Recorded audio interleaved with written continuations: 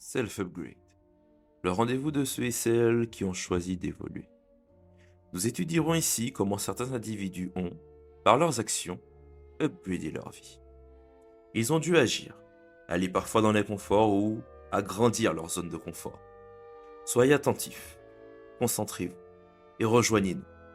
Je suis Jérémy François, votre hôte, et ma promesse reste inchangée, celle de vous confirmer que vous sortirez forcément grandi de cet épisode. Le moment est venu et je vous souhaite à tous et à toutes un bon upgrade. Salut Fakosa, Salut Jérémy, comment vas-tu?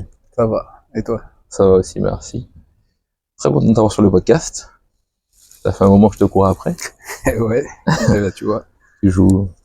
On joue à chat perché, etc. Donc très content d'avoir sur le podcast parce que je pense que ton histoire peut à la fois en inspirer beaucoup et aussi montrer que c'est possible. Donc déjà, dans un premier temps, j'aimerais bien que tu te présentes, que tu nous dises qui tu es, ce que tu fais aujourd'hui, et puis aussi peut-être quel est ton parcours qui t'a mené jusqu'à ce que tu fais aujourd'hui. Ok. Alors, moi c'est Fakosa. Donc je suis actuellement développeur Bubble. C'est un logiciel c'est une application, une plateforme no-code qu'on utilise pour développer tout un tas de types d'applications web. Et c'est ce que je fais depuis maintenant, depuis la fin du Covid à peu près. Mm-hmm. Donc c'est principalement ça. Et j'enseigne aussi dans une école de no-code. Je donne des cours à plusieurs étudiants qui sont principalement aussi en reconversion. Je travaille dans une agence avec un CDI, un contrat de CDI à temps partiel. Et puis en tant que freelance, j'ai des clients un peu à droite à gauche. Ouais. Mm-hmm. Ok, parle-nous de ton parcours. Comment tu en es venu à devenir développeur Bubble? Donc Bubble, je rappelle, qui est une technologie no-code qui permet de créer des applications web sans avoir forcément à coder. Comment t'en es venu à là? Qu'est-ce que tu faisais avant? Vaste question. Mm-hmm. Qu'est-ce que je faisais avant? Alors en fait, j'ai fait pas mal de choses avant. Enfin, en tout cas, pas mal de choses. J'ai fait pas mal de choses différentes avant. En gros, si tu veux, moi j'ai une formation de ce qu'on appelle de JRI, c'est-à-dire journaliste, reporter, image. Parce que moi, mon idée à la base, c'était de faire du cinéma. C'était vraiment l'écriture qui m'intéressait, l'image aussi, ça m'intéressait pas mal, la dramaturgie, enfin tout un tas de choses. Et du coup, j'ai commencé dans le domaine de l'audiovisuel. J'ai travaillé pendant à peu près 3-4 ans dans une boîte de prod à Paris. Et c'était vraiment super intéressant. En fait, parce que j'écrivais de la publicité, et j'adorais ça. J'écrivais des publicités, je réalisais des reportages, je réalisais des publicités. On a même fait une émission, une web TV, c'était pas mal la mode à l'époque. On a commencé, on était 4, on a fini, on était 16 avec des bureaux sur les Champs-Élysées. Moi, j'avais un bureau avec une grande baie vitrée et tout, c'était la classe. Mais bon, même le métier en lui-même m'intéressait vraiment. Donc ça a été ma première expérience professionnelle. Ensuite, j'ai reçu un coup de téléphone de mon frère qui, lui, était un peu en train de barouder entre le Sénégal et la Guinée, puisqu'en fait, on est métis sénégalais, guinéen et français. Breton, très exactement. Et du coup, le frère m'appelle et me dit oui, je suis en train de créer une ferme en Guinée et il faut que tu viennes voir ça parce que voilà, tu vois, nous on a grandi dans la région parisienne, donc on n'a jamais pensé. On était dans le basket nous quand on était petit. J'ai jamais pensé qu'en fait un jour on mettrait même les pieds dans une ferme, si tu veux. Et en fait, donc je suis parti voir mon frère pour des vacances. J'ai vu qu'il avait commencé à créer ça, donc j'ai voulu le rejoindre. Donc ensuite j'ai été fermier. Donc après mon expérience d'intermittent, j'ai été fermier en Afrique. Ça a duré quand même 8 ans. Et ensuite, donc je suis revenu pour le Covid. Et de là, on en reparlera peut-être plus tard. Mais du coup de ça, en fait, à partir de là, j'ai rechangé encore de secteur et je suis devenu développeur Bubble. Ouais. Ok, super. La vie à la ferme en Afrique, c'est quoi? C'est comment? Regarde quel souvenir. Alors, déjà dans un premier temps, je te dirais c'est pas la vie dans la ferme en Afrique, c'est plutôt la vie en Afrique. Ok. Tu vois. Moi, avec mon frère, on allait en Afrique quand on était petit, parce que ma mère qui est française, nous a fait découvrir un peu le Maroc et le Mali. C'était deux pays qu'elle connaissait beaucoup. Elle était restée 14 ans en Afrique aussi, donc elle connaissait. Et donc, et donc, je le connaissais, j'avais l'Afrique en tête, mais de quand j'étais petit, ou l'Afrique qu'on te raconte, ou l'Afrique que tu vois dans les films ou dans les livres. Mais en fait, quand il va plus tard, quand il va en grandissant, quoi que j'y étais allé quand j'avais à peu près 25 ans, j'y étais allé tout seul. J'étais allé au Mali, à Bamako, mais j'étais resté qu'un mois. Un mois qui avait été magnifique, mais j'étais resté qu'un mois, donc j'avais pas encore réellement l'appréhension de tout ce qu'est vraiment l'Afrique, tout ce que ça signifie que de vivre en Afrique, tu vois. Et donc c'est pour ça que je te dis, avant de penser à la vie à la ferme, parce qu'il y a peut-être d'ailleurs des similitudes avec la vie à la ferme ici en France, hein. Peut-être, je suis pas sûr, mais peut-être. Mais en tout cas, la vie en Afrique, c'était quelque chose, parce que tu vois, il y a une autre culture, il y a une autre langue que j'ai voulu apprendre, parce que nous, on savait pas parler ce qu'on appelle le manenké là-bas. Et donc j'ai dû apprendre une nouvelle langue, et j'ai dû apprendre nouveaux modes de fonctionnement. Et donc forcément, tu vois, il y a forcément des moments qui sont assez compliqués à gérer, et il y a des moments qui mettent du temps à s'installer. Donc au final, tu vois, quand t'es là-bas, il y a des jours, comme tu peux être des fois vraiment dans certaines situations qui sont très délicates, très extrêmes, surtout quand tu fais un truc comme ça, tu vois. Nous, l'idée c'était de construire une ferme. Donc on est parti de rien, tu vois, on a acheté un terrain, on a posé les premières pierres, on a construit une ferme. Donc forcément, il y a beaucoup de moments de galère. Mais bon, après, avec le recul, c'est beaucoup de moments de kiff aussi, tu vois. Enfin, ça devient des moments qui sont kiffants parce que tu y repenses avec beaucoup de nostalgie. Donc, je peux pas dire que c'est que de la joie et faire croire que c'est que de la joie quand tu fais ça, parce qu'il y a beaucoup de moments durs et difficiles. Mais après coup, tu te rends compte qu'en fait, déjà en plus, ça t'a forgé sur pas mal d'aspects de ta personnalité, sur la résilience que tu apprends beaucoup en Afrique, parce que là-bas, il y a beaucoup. Plutôt que de parler de l'Afrique, je vais même parler de la Guinée, hein, parce que finalement, moi, je connais pas ni le Sénégal, la Côte d'Ivoire, et tu vois, c'est encore différent. Moi, la Guinée, c'est à part, tu vois. Donc moi, je parle plus de la Guinée, et la Guinée, voilà, il a fallu se faire à tout un tas de choses, mais je suis content de l'avoir fait, je suis content d'être resté aussi longtemps. Donc au final, bilan très positif. Ouais. Mhm. Ok, c'est quoi sans les classer, mais c'est quoi l'un de tes meilleurs souvenirs là-bas? Un de mes meilleurs souvenirs en Guinée, alors ça dépend en fait, il y en a plein. Tu vois, c'est marrant parce que finalement, un de mes meilleurs souvenirs en Guinée, c'est peut-être un des pires moments que j'ai passé là-bas. Dis-nous tout. Tu vois, c'était un moment où j'étais allé chercher mes poussins à Conakry, donc à la capitale. Moi, j'étais totalement à l'est du pays, donc j'étais plus vers le Mali. Okay. J'étais à quelques heures de route du Mali. Mais moi, et en fait, nous, on allait chercher nos poussins à Conakry, tu vois. Ça veut dire que, en fait, les poussins, eux, ils venaient de France. Pour des raisons X ou Y, on prenait des poussins de France, comme beaucoup de fermiers là-bas. Et en fait, donc, les poussins, ils naissent en France. Le jour même, tu sais, il y a tout un tas d'automatisations qui sont mises en place. Ils sont mis dans des boîtes avec des trous qui ressemblent à peu près à des boîtes à chaussures. On les met dans un avion, on les envoie à Conakry, et là ils arrivent. Et donc nous, on est arrivés, on était tout un gang de fermiers, tu vois, qui venaient de notre région, la région la Haute-Guinée. Donc on était tous là, et là tu vois sur le tarmac de l'aéroport, tu vois tout un tas de boîtes de poussins qui sont empilés comme ça, tu vois. Et tout le monde t'entend, ouais, ça c'est les miennes. Et moi, heureusement, j'avais eu la bonne idée d'appeler le couvreur pour leur dire, ouais, sur mes boîtes, vous pouvez marquer le nom. Parce que j'avais les gars au téléphone régulièrement, et en fait là je sais pas pourquoi j'ai eu cette idée juste avant de partir. Je leur ai dit, ah mais au fait attendez, parce que j'ai pas envie de galérer au final, vous pouvez me marquer mon nom sur les boîtes. Et donc quand je suis arrivé là-bas, je vois mes boîtes et tout, j'arrive, je les prends, je pars, tout se passe bien, je prends le taxi, il est 17h, et là je prends la route. Sauf que en fait il y a un truc, c'est qu'à Conakry, comme dans beaucoup de villes en Afrique, ou je pense que même dans beaucoup de capitales, de toute façon tu te prends des embouteillages monstres, tu vois. Et moi, j'arrive, je suis dans mon taxi, on a empilé les boîtes de poussins, tu vois, dans le taxi brousse, tu vois, donc c'est une espèce de break à l'ancienne. On les a empilés à l'intérieur et il n'y a pas une place pour rajouter une feuille de papier, tu vois. Le truc, il est plein. Et là, il y a que le chauffeur et il y a moi juste à côté, tu vois.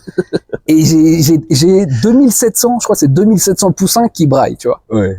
Là, on est à Conakry. Faut savoir que moi, je suis donc à Cancan. Il y a minimum 17 heures de route. Tu vois, avec des trous, des machins, des ci, des ça. Mais il fait beau. Tu vois, moi, j'ai mes lunettes de soleil, petit t-shirt, petit bermuda, petite sandale, tu vois, je suis bien. Ouais. En plus, je suis en avance et tout. Ouais. Et là, c'est pas, en fait, je vois le ciel qui est bleu, tu vois, il devient noir, d'un coup. Mais genre, une fraction de seconde. Et là, je me dis, why?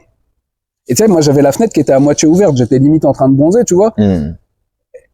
Et là, je vois, ça commence à s'assombrir, et là, la pluie qui tombe. Mais une pluie, une pluie comme t'en vois dans les films, tu sais, dans les films d'action bien énervés, tu vois. Et là, la pluie, elle commence à tomber. Je vais pour fermer la fenêtre de la voiture. Et là, je vois, en fait, la fenêtre, elle est cassée.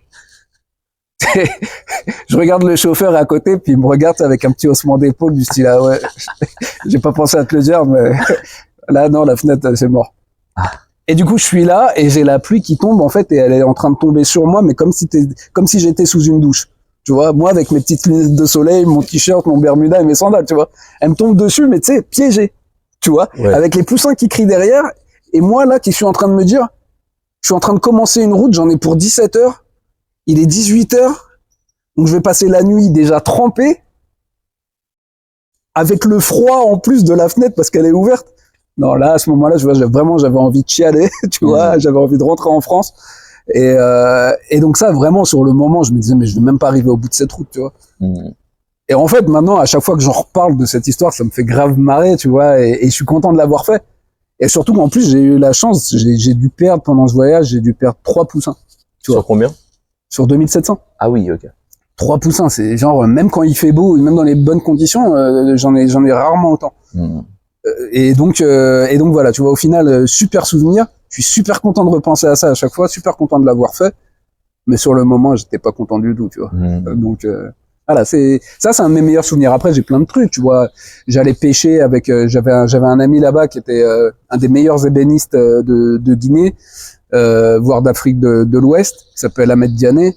Et lui, il m'emmenait pêcher dans la brousse à plusieurs, enfin vraiment dans des coins perdus. On dormait là-bas, tu vois. On bivouaquait. J'ai bivouaqué à côté des rhinocéros qui étaient des hippopotames, pardon. Des hippopotames qui étaient dans la flotte. Le matin, tu te lèves, tu vois des petits pas, et puis lui, il te regarde en disant, ah ouais, je sais plus ce qu'il m'avait dit, c'est des panthères qui sont passées là la nuit et tout. Tu dis, ah ouais, ils sont passés juste à côté de la tente. Écoute, va savoir si c'est vrai ou pas, mais en tout cas, c'était des bons souvenirs, et ouais, ça me faisait vraiment plaisir. Et après, même les aventures de la ferme, même le fait de, tu sais, tu noues aussi une certaine relation avec les clients, tu vois. Et au début, toi, en tant que Français, quand tu vas là-bas, t'as une petite au début, t'étais dans le kiff et tout, mais après, tu commences à avoir une petite appréhension parce que au début, tu vends un peu à n'importe qui, et forcément, tu vends pas qu'à des mecs cool, tu vois, et t'as des mecs qui essayent un peu pas de t'arnaquer, mais au final, peut-être t'as une autre mentalité là-bas. Donc des fois, on dit ouais, vas-y, on laisse à demain, puis en fait, après on laisse à Dieu, tu vois, c'est la grande expression. Et finalement, après, avec le temps, tu commences à connaître un peu mieux les gens, et on a noué des relations avec des clients qu'on avait, et ça c'était vraiment intéressant, parce que je pensais même pas que, moi qui faisais pas de commerce, je pensais pas que tu pouvais nouer des relations comme ça avec des gens dans le travail, tu vois, dans le commerce. Donc ça aussi, c'était quelque chose qui me plaisait bien, ouais. Ok, ouais, non, super intéressant. Et là-bas, du coup, donc je sais qu'effectivement, tu as fait de l'agriculture, etc. En général, à la ferme ou même en Guinée ou peu importe, tu penses qu'il fallait combien d'argent pour vivre par mois, pour vivre tranquillement? Ou peut-être toi, tu vivais avec combien d'argent par mois? Moi, je vivais avec 200 € par mois. 200 €. En fait, c'est ce que me rapportait à peu près ce que me rapportait, non, parce que en fait, moi, c'est ce que j'avais décidé d'avoir comme argent pour vivre avec. Quoi. Ouais. Okay. Alors attends, je te dis 200 €. Ouais, c'était 200 € parce que en gros, j'en avais c'était à peu près 150 € le loyer de ma maison, parce qu'en gros, là-bas, t'as pas de maison individuelle, tu vois. Donc, soit t'as des villas, soit t'as des cases. Ouais. Et moi, je tenais quand même au moins un minimum de confort, tu vois. Je me voyais pas dans une case parce que j'étais là pour le long terme, tu vois. Moi, à la base, je rentrais même pas en France. Donc, je me suis dit, non, il faut que je m'installe, une famille, tout ça. Donc, je me suis dit, OK, tout ça. Et les villas, le prix moyen de là où j'étais, c'était, ouais, on va dire, c'est entre 1 million et 2 millions de francs guinéens, ce qui fait à peu près, clairement, entre 100 et 200 euros, tu vois. Et donc, moi, à peu près, c'était, au début, ouais, c'était, la maison que j'avais, c'était 150 euros par mois. Après, je suis descendu à 100 euros par mois et même à 80 euros par mois d'ailleurs. Et voilà. Et après, le reste, c'était de la nourriture. Mais tu sais, tu dépenses moins de choses. Puis en plus, moi, j'étais dans un village. Hein, j'étais pas dans une ville. J'étais dans un village en Haute-Guinée. C'est la terre des anciens. C'est vraiment pas là où tu vas dépenser ton argent dans des tralala, tu vois. Donc voilà, ouais, à peu près 200 euros. Allez, on va dire 250 euros. C'était suffisant pour vivre en tout cas. Ok. Ouais. Par mois. Ouais. Maintenant, tu factures une journée combien? Maintenant? Oui. Non, toi aussi. Non, là, la journée, allez, on va dire, en moyenne, on va dire 400 euros la journée. 400 euros. Ouais. Ok. Ça te fait quoi déjà de faire le parallèle entre j'ai 200 euros par mois, aujourd'hui je peux facturer une journée à 400 euros? Non, honnêtement, j'ai jamais fait ce parallèle-là. Ouais. Honnêtement, j'ai même jamais pensé à ça. J'y ai jamais pensé parce que j'ai pensé quand j'étais ici de me dire ok, combien je peux facturer, c'est quoi le TJM, patati patata, combien il me faut pour vivre, le loyer, tout ça. Et j'ai pas fait le rapprochement avec l'Afrique parce qu'avec l'Afrique, enfin avec la Guinée, je savais que j'avais, je sais pas pourquoi j'ai pas vraiment fait le rapprochement d'ailleurs. Pour moi c'est pas pareil. Là-bas déjà j'avais pas d'abonnement, j'avais pas de trucs à payer tous les mois, tous les trucs comme ça. Les seuls frais que j'avais c'était ceux d'internet pour payer Orange, enfin la connexion internet quoi. Je m'étais dégoté des panneaux solaires donc c'est pareil, l'électricité je payais pas vraiment. De toute façon l'électricité là-bas c'était de 19h à 23h un jour sur deux. S'il y en avait, plein de fois ça sautait. Donc non, j'ai jamais réfléchi honnêtement, j'ai jamais réfléchi à me dire ah ouais, avant j'étais à 200 euros par mois, maintenant je suis à 400 euros par jour. J'ai pas l'impression j'ai même jamais réfléchi au fait que ça m'ait fait gaper dans mon niveau de vie, tu vois. Parce que là-bas avec 200 euros par, en fait, voilà, clairement, si je dois répondre à ta question, en fait avec 200 euros par mois là-bas, pour beaucoup j'étais riche, mais en vrai j'étais pas parmi les riches de là-bas. Donc en fait, pour moi là-bas, j'étais comme ici en fait, j'étais un mec moyen, tu vois, qui s'en sort tranquillement par rapport à là où il est, mais j'étais pas un très riche, tu vois. Il y a des gens qui étaient clairement beaucoup plus pauvres que moi, hein, y a pas de souci là-dessus. Parce que le salaire moyen en Guinée c'est entre 70 et 80 euros par mois. En tout cas, ça l'était quand j'y étais. Donc voilà, je me sentais à peu près de la même manière que j'étais là-bas, je le sentais à peu près ici aussi. Ouais. Ok. Super. Je te pose la question, de toute façon on reviendra dessus et sur ton cheminement il y a quelques années à maintenant justement dans la tech. Mais là-bas, tu as eu un pain point. C'est-à-dire tu as eu un problème que tu as voulu résoudre. Je sais que tu es devenu un pro de Excel ou Google Sheets. Parle-moi de ça. Ouais. Ouais, parce qu'en fait, il y a un truc, c'est que quand t'es en Afrique, mais à partir du moment, de toute façon, ça, tu l'as expérimenté aussi, hein, à partir du moment où tu poses les pieds là-bas, d'une certaine manière, tu te dis, putain, mais en fait, tout est possible.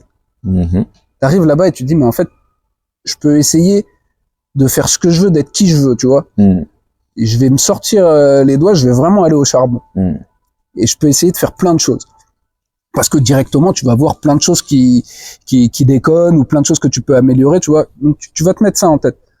Et moi, j'avais vraiment ça en tête. Et en fait, moi, mon truc, c'était déjà d'ouvrir un magasin de nourriture avicole. Un magasin pour les poules, parce que nous, on n'avait pas encore, je dis nous, les fermiers, dans la région où on était, on n'avait pas tout ce qu'il fallait pour mener à bien nos élevages, tu vois. Il y a pas mal de lacunes dans le domaine de l'aviculture, même de l'agriculture, je pense en général, mais dans l'aviculture, je sais qu'on avait beaucoup de manques, tu vois, au niveau des techniques avicoles, au niveau des compétences des vétérinaires aussi, qu'on avait dans la région, à tout un tas de niveaux, je sais qu'il y avait des lacunes, tu vois. Donc moi, la première chose que j'ai faite, d'abord c'était la ferme, c'était d'installer la ferme, de faire mon activité. Mais après, une fois que ça roule, une fois qu'on trouve ma rythme de croisière, je me suis dit, ok, maintenant je vais essayer de faire un magasin de nourriture avicole. Donc là, j'ai fait un magasin et en fait, j'importais de la nourriture de France, des Pays-Bas et même de Côte d'Ivoire d'ailleurs.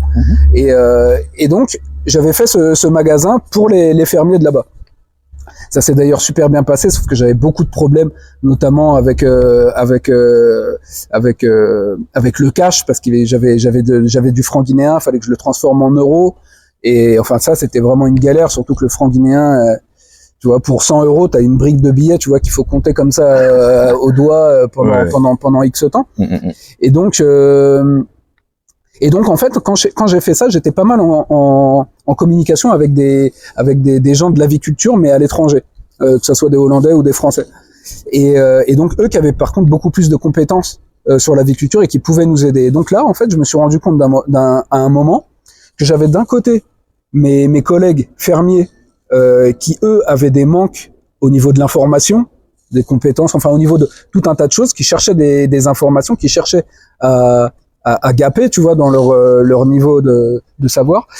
Et d'un autre côté, j'avais des interlocuteurs européens qui eux aussi cherchaient à avoir des réponses sur qu'est-ce qu'on fait réellement là-bas. Parce que le problème, c'est qu'en fait, il y a plein de gens, il y a plein d'éleveurs, par exemple en Guinée, quand ils vont chercher à communiquer, quand on va leur poser des questions en fait sur leur activité, d'une certaine manière, je sais pas si c'est si bizarre que ça, parce qu'après il faut aussi connaître l'histoire du pays, la culture et tout ça, et voir par quoi ils sont passés, mais du coup, ils sont un peu méfiants, et donc même ils peuvent te mentir sur leurs résultats, tu vois. Par exemple, celui qui va te vendre la nourriture, il va dire ok, mais voilà, il va falloir utiliser par exemple 50% de maïs, 30% de soja, là je dis n'importe quoi, 30% de poisson, etc., etc. Et il va demander à l'éleveur, est-ce que tu as bien fait ça? Et l'éleveur va lui dire oui, alors qu'il l'a pas fait. Et au final, après, l'éleveur se rend pas compte, mais en fait, après, ça devient impossible pour le gars qui t'a fourni ça de te donner des analyses concrètes, parce qu'en fait, il se base sur du vent, tu vois, donc il peut pas vraiment t'aider. Et donc, moi, en constatant ça, comme les gars me faisaient confiance à moi des deux côtés, finalement, je me suis dit, tiens, je peux peut-être trouver un moyen de mettre les deux en relation. Et c'est pour ça que je me suis dit, ok, je vais essayer de faire une application qui puisse permettre en fait de renouer ce dialogue, enfin ou d'établir ce dialogue entre les éleveurs d'un côté et les techniciens, on va dire, de l'autre, et une application qui puisse les aider à mieux gérer toutes les données en fait que l'élevage leur produit. Donc j'ai fait ça, et c'est vrai que j'ai fait cette application à travers Google Sheet qui m'a pas mal aidé, parce que c'est ça qui permettait en fait d'utiliser de pouvoir incrémenter des données sans avoir de connexion, tu vois. Donc c'était là où c'était intéressant. Après là où c'était l'inconvénient, c'est que c'était assez compliqué pour eux d'installer Drive, Google Sheet, de leur montrer comment ça fonctionne, etc., etc. Mais en tout cas, dans l'idée, je sais que ça avait plu à pas mal de personnes. Ok. C'est vrai que c'est un point, c'est qu'effectivement, t'as beau avoir une bonne idée ou quoi que ce soit, faut que tu comprennes l'environnement. C'est-à-dire que tu peux faire tout ce que tu veux, la meilleure application ou quoi que ce soit. Si t'as pas compris comment ça fonctionne, tu vois, il y a plein de gens, peut-être qui sont jamais allés en Afrique, qui ont pas la notion que tout se fait sur le mobile. Tu vois, c'est-à-dire que même moi, pour y être allé, tu vois, quelques fois, les gens travaillent sur ordinateur, mais la majorité des flux se font sur le mobile. C'est-à-dire que là-bas, tu vois, ici par exemple, on n'utilise même pas encore beaucoup la mobile money. Là-bas, c'est monnaie courante en fait, tu vois. Donc tout le monde utilise vraiment l'aspect mobile, et c'est cool en fait que tu te sois adapté avec encore une fois les outils que tu avais et ce qui correspond à l'environnement pour en tout cas délivrer cette valeur-là. Bah après, c'est sûr que moi, si tu veux, en fait, je me suis même pas posé la question, parce que comme j'étais là, même limite, j'étais là où ça s'est vraiment transformé, tu vois. Parce qu'on avait au début, je les voyais, on avait des téléphones, c'était limite des Nokia 3210. À la fin, on était tous avec des écrans tactiles, tu vois. Et nous, il y avait des espèces de petits cabines Orange Money partout sur ton chemin pour pouvoir justement payer des choses avec ça. On payait beaucoup de choses avec les téléphones. Et de toute façon, ça te vient même pas à l'idée de penser aux ordinateurs, déjà parce que t'en vois pas, parce que les gens ont pas l'habitude d'utiliser les ordinateurs, et surtout parce que, comme je t'ai dit, nous, l'électricité, bien souvent, c'était de 19h à 23h, un jour sur deux, dans le meilleur des cas. Donc, forcément, les gens, si tu leur dis d'avoir un ordinateur pour faire ça, bah, tu vois, ça va vite, tu vas vite être confronté à un problème, là. Ok. Donc, ça se passe, effectivement, tu travailles à la ferme, tu fais pas mal de choses, t'es pas mal investi aussi là-bas pour essayer de faire bouger les choses, etc. Maintenant, tu rentres en France. Ok. Comment t'arrives dans le no-code? En fait, quand tu rentres en France, tu sais, j'ai passé 8 ans en Afrique. Et en Afrique, après, déjà, là-bas, il y a un truc, c'est que déjà, quand t'es en Afrique, toi, tu viens de France, déjà, on te met sur un certain piédestal, tu vois. En gros, si t'es français, t'es beau, t'es intelligent, tu vois, t'as tout ça. Moi, en plus, clairement, tu vois, en étant là-bas, les gens, ils me voyaient même pas comme un métis, ils me voyaient presque comme un blanc, tu vois. J'avais beau leur monter des photos de ma mère en leur disant, vous voyez pas qu'il y a une différence. Ouais. Après, je sais que je suis pas très français, mais quand même, je leur disais, tu vois. Et ils me regardaient, ils disaient, non, c'est quoi la différence? Donc, en gros, tout ça, ça fait que, en fait, tu vois, et donc ça rajoutait au fait que ils me mettaient encore plus sur un piédestal, tu vois. Et en fait, ce qui est bizarre, c'est qu'en fait, après autant de temps passé là-bas, avec des gens du coup qui te mettent sur un piédestal pour ça, quand t'arrives en France, en fait, t'as une espèce de chute, tu vois, où tu redeviens un peu incognito. Alors que là-bas, moi, comme j'étais dans un village, tout le monde me connaissait. Bon, après, on connaissait aussi ma famille et tout ça de là-bas, mais en fait, quand t'arrives ici en France, t'es perdu. Alors moi, je suis né en France, hein, j'ai grandi en France, j'ai tout fait en France, mais là, tu reviens en France et en fait, déjà, t'es plus personne. T'as plus de situation parce que du coup, moi, l'audiovisuel, c'était terminé depuis 8 ans. Donc maintenant, j'étais fermier, mais un fermier en Guinée par rapport aux fermiers en France, tu vois, j'ai pas de compétences, tu vois, j'ai rien à leur apporter aux fermiers en France. Donc puis en plus, j'habite en région parisienne, donc j'ai rien. En fait, j'ai plus aucune compétence, j'ai plus rien, tu vois. Le seul truc auquel je me raccrochais, c'était cette application, du coup, que j'avais faite, parce que j'avais même revendu mon magasin, tout ça. Et enfin non, j'avais arrêté l'activité de mon magasin plutôt. Et du coup non, j'avais que cette application sur Google Sheet en fait qui me restait, tu vois, et qui m'a permis de continuer à rêver en fait encore un peu. Mais en fait, l'idée c'était que là j'étais en France et je me disais, en fait, je me tapais un peu la tête un peu partout, toutes les opportunités, j'essayais de taper un peu dedans en me disant OK, qu'est-ce qui va me permettre de récupérer une vie? Là, j'étais déjà dans une optique de je reviens vivre en France, hein, je te dis ça. Ça a pris un peu de temps, mais là, à partir du moment où je me suis dit OK, je reviens vivre en France, je me disais merde, mais alors je sais plus rien faire là, directement de valorisable. Qu'est-ce que je fais? Est-ce que je reprends des études? Est-ce que moi dans ma tête, je sais pas pourquoi le seul métier que je pouvais faire maintenant sans compétence, c'était VRP. Je sais pas pourquoi, j'ai rien contre les VRP, mais je me disais c'est la seule chose que je peux faire, tu vois. Et encore je te dis ça, quand je revenais, en fait, quand je suis revenu, j'ai été agent d'entretien. Je crois que tu savais ça. J'avais fait je balayais parce que j'ai un pote qui avait une société de ça. Donc il me dépannait, et puis moi je pouvais pas rester là sans rien faire, tu vois. J'étais revenu chez ma mère, vraiment j'étais revenu à l'état zéro. J'avais ma copine qui était venue avec moi en Afrique, on s'était séparés quand on était en Afrique, donc j'avais plus de copine. Mes potes ils s'étaient un peu dispatchés gauche à droite, puis ils avaient des familles. Vraiment moi j'arrive, j'ai plus rien, tu vois, je suis à zéro, et puis je suis chez ma mère, donc je dois me refaire, je sais pas quoi, donc je pense à BRP, je pense à tout ça, mais j'avais cette application et je sais pas, je suis parti à fond là-dedans. J'ai travaillé aussi avec un incubateur, Time to Start, que tu connais avec l'excellente Awa Dramé. Bonjour à Awa. Qui m'a donné énormément de force. Ouais, grand bonjour à elle, mais parce qu'elle m'a donné énormément de force et tu vois finalement, comme je te dis, tu te sens un peu comme un rien, tu vois. T'as pas, et puis il y a des gens qui te disent, qui te regardent et qui disent non, ce que t'as fait, putain, c'est pas mal, vas-y force. Donc là-dessus, tu vois, ça m'a été super utile. Et donc bah j'ai forcé, et après bah à force de forcer, en fait. J'étais allé tellement loin, si tu veux, pour essayer de faire cette application. Quand je te dis que j'étais allé tellement loin, c'est que je veux dire, je m'étais intéressé à qu'est-ce que c'est qu'une base de données, qu'est-ce que c'est qu'une application déjà tout simplement, qu'est-ce que c'est qu'une base de données, qu'est-ce que c'est que des relations entre les bases de données, qu'est-ce que c'est que des utilisateurs, enfin tout un tas de choses. Et en fait, après, j'ai rencontré Contournement avec Alex, Bonjour aussi Alex. ouais, avec Alexis qui m'a montré pas mal de choses, que je lui ai montré ce que je faisais parce que moi j'utilisais Google Sheet, mais j'avais un petit pied aussi dans Zapier et dans Airtable aussi à ce moment-là. Et en rencontrant aussi Lucien de Bubble, j'ai commencé il a commencé à me parler de Bubble et j'ai commencé à m'y intéresser. Et là, en fait, j'ai vu une lumière s'entrouvrir, tu vois.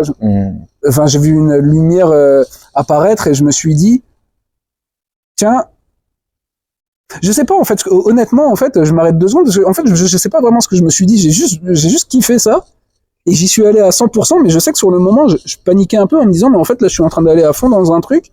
Mais ce truc à l'époque, il était pas si connu que ça, tu vois. Donc je savais pas. Je me souviens que j'appelais Alexis en lui disant, ouais. Tu sais pas s'il y a des gens qui recherchent des gens qui travaillent sur Bubble, ou même à l'époque j'avais dû lui demander aussi pour Zapier, j'avais même d'ailleurs pour Zapier sur Airtable ou tout ça parce que j'en entendais pas parler à part par eux. Mais voilà, donc je sais que j'étais un peu stressé en fait à ces moments-là. Tu vois, je cherchais juste à récupérer une condition sociale en fait. Ok. Et ok, parce que c'est vrai que Bubble à cette époque, puisqu'on parle de 2020 à peu près, Bubble n'avait pas encore fait sa grosse levée de fonds de 100 millions qui est arrivée après. En tout cas, elle n'avait pas été annoncée. Et moi, du coup, je me souviens, notre rencontre, elle s'est faite... Est-ce que tu te souviens? Ouais, bien sûr. Ok. Bien sûr. On est sur... je te laisse raconter. Parce que quand on s'est rencontrés, du coup, je suis en train de réfléchir si c'était avant ma première expérience professionnelle ou après, mais je crois que c'était pendant la première. Où en fait j'ai commencé j'ai fait le bootcamp du coup de RDev.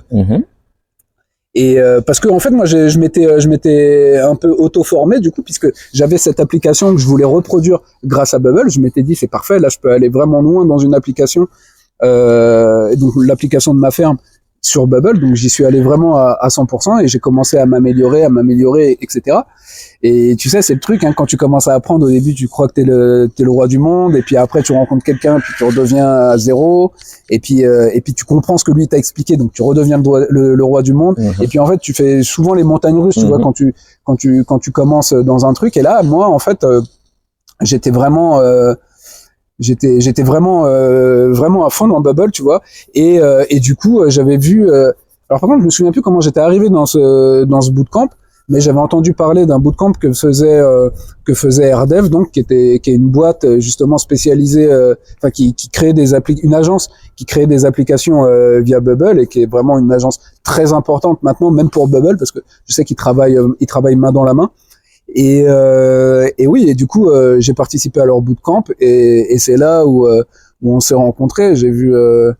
J'ai vu un nom que je pouvais pas me dire que ce nom-là il était américain, Jérémy François. Je me suis dit attends, lui en plus je vois qu'il dort pas, je vois un petit truc vert là à côté de son nom, vas-y je vais aller lui parler. Et puis voilà, ouais. En plus je me souviens au début, donc effectivement on fait le bootcamp de RDev qui, je pense, avait pignon sur rue à ce moment-là. En plus faut aussi rappeler qu'à cette époque Bubble avait pas tant de ressources que ça, donc pour se former sur Bubble c'était un peu forum, tu testes des trucs, l'outil était pas encore bien finalisé, en tout cas il est toujours pas finalisé, mais c'était pas encore bien évolué de fou. Effectivement, on passe par le bootcamp de RDev qui est pignon sur rue. Tu sais que si tu fais le bootcamp de RDev, tu es bien formé sur leur technologie, et que potentiellement après tu as des missions avec eux. Donc il y avait quand même un gros paradigme autour de RDev, et c'est vrai qu'effectivement on se rencontre, on commence à parler sur le Slack en anglais. Par contre, on se dit, mais t'es français? Ah ouais, je suis français. Ah mais moi aussi, je suis français. Et on commence à parler, on se dit, waouh, on est les deux. Je crois qu'on était les deux seuls français d'un bootcamp, du plus gros bootcamp américain de Bubble, qui remonte à 3 ans. Et c'est vrai que, en tout cas, en tout cas, moi, personnellement, ça m'a posé quand même des bonnes bases sur comment utiliser Bubble. Puis, moi, je venais aussi du monde du code. Donc, quand j'ai vu ça, j'ai dit, mais il y a un truc qui est en train de se passer. Il y a un truc qui est en train de se passer et faut pas le manquer, tu vois. Parce que je me suis dit, là, ils sont en train d'ouvrir une porte où en fait tout le monde, parce qu'en fait des trucs que je faisais en code qui me prenaient beaucoup de temps, rien que le login dans Bubble, je me disais mais attends, c'est trop rapide. Il y avait même pas encore le responsive parce que c'était chiant au niveau design. Maintenant ça allait beaucoup moins, mais c'était déjà chiant. Mais même Ça allait plus du tout, même. tu vois, au niveau du back-end, il y avait des trucs qui allaient ultra vite quoi. Et je me disais là, j'aime beaucoup coder, hein, mais mon ami, il y a un truc qui est en train de se passer là.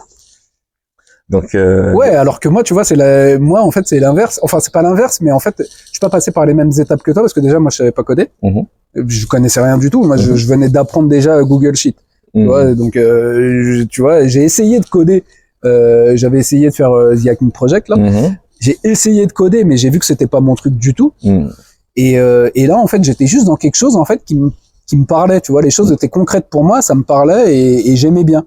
Tu vois. Donc c'est pour ça que je suis allé vers ça, mais je voyais pas ça comme une révolution en fait.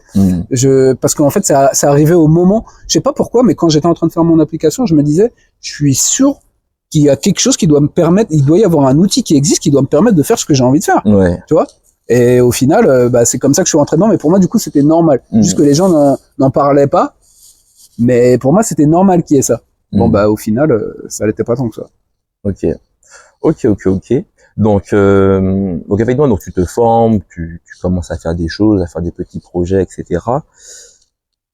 Et là, du coup, je pense un nouveau paradigme s'ouvre à toi, celui de je travaille avec un ordinateur, en tout cas depuis un ordinateur. 2, je peux travailler en full remote, donc à distance à 100%. Et 3, les compétences que je viens d'apprendre sont valables universellement. C'est-à-dire que tu n'as pas appris du droit français qui est possible en France. Tu as vraiment appris une compétence que tu peux utiliser en tout cas n'importe où. Ça te fait quoi à ce moment-là quand tu apprends ça? Le côté, je travaille sur mon ordinateur de n'importe où. Ça, c'était un peu à double tranchant. Parce que comme je t'ai dit, moi, quand je suis revenu, j'étais un peu perdu. Il fallait que je me reconstruise aussi socialement. Et du coup, je suis revenu, c'était aussi le Covid. Donc, on était confinés. C'était pas la meilleure période. Enfin, pas totalement, parce qu'en même temps, moi, du coup, ça m'a permis d'être à 100% sur Bubble, d'être vraiment, de creuser le sillon à mort. Je travaillais matin et soir. Du coup, pour moi, le confinement, c'était plus une chance, mais pas pour ce côté justement. J'avais besoin de me refaire une place dans la société d'une certaine manière. Donc ce côté-là, ça a été appréciable parce que voilà, il y a un côté liberté, tout ça qui fait que vas-y. Mais j'avais aussi envie d'être dans des endroits où il y a des gens. C'est pour ça que j'ai pas mal travaillé aussi à la Felicita, par exemple, tu vois. C'est vrai que la Felicita, c'est un bel endroit pour rencontrer pas mal de monde, quoi. Ouais. Bah surtout qu'il y avait une petite communauté à cette époque-là qui était en train de se former et qui savait de quoi je parlais, qui était intéressé par ces trucs-là, de Bubble, de NoCode, de Zapier, Airtable, tout ça. Ça leur parlait. Et puis j'ai rencontré en plus des gars là-bas qui connaissaient Bubble et qui travaillaient dessus. Donc c'était vraiment intéressant pour moi. Ça me redonnait justement une place, tu vois. Et du coup, donc voilà, pour ce côté-là, c'était ça qui était intéressant. C'était quoi les autres côtés que tu m'as dit? Non, je te disais en fait le fait de travailler derrière ton ordinateur à distance et d'apprendre une compétence qui est valable partout, qu'est-ce que ça te fait, quoi, tu vois? Après, de travailler sur mon ordinateur, ça c'est quelque chose qui est venu progressivement, parce qu'à partir du moment où j'ai commencé à vouloir faire une application pour les fermiers, là ça j'étais encore en Guinée. Et en fait là déjà j'avais commencé à... Alors c'est bizarre hein, parce que moi je touchais pas aux ordinateurs d'habitude avant ça, mais quand je me suis mis en tête de pouvoir réaliser une application, à partir du moment où j'ai eu cette idée en tête, c'est resté une idée fixe et en fait j'ai pu décoller de l'ordinateur et je me suis peut-être un petit peu même reclus, tu vois, parce que vraiment j'étais vraiment à 100%. Mais ça s'est fait en fait, c'était avant d'aller sur Bubble. Donc quand je suis arrivé sur Bubble et que j'ai commencé vraiment à travailler là-dessus de manière encore plus intense, ben, j'étais déjà dans ce mode de vas-y, je reste devant l'ordinateur à bosser toute la journée, tu vois. Surtout que je pense que j'ai quand même une grosse capacité à rester à travailler pendant longtemps, tu vois. Ce qui est pas forcément d'ailleurs ça peut être un avantage sous certains aspects, mais tu peux aussi passer beaucoup de temps à faire n'importe quoi, tu vois. Bien sûr. En tout cas, j'arrive à rester assez longtemps à me concentrer sur un sujet. Donc voilà, mais c'était quand même, enfin ça reste agréable le fait de te dire que t'es en train de grandir, d'évoluer dans un domaine, tu vois. Ça c'était intéressant.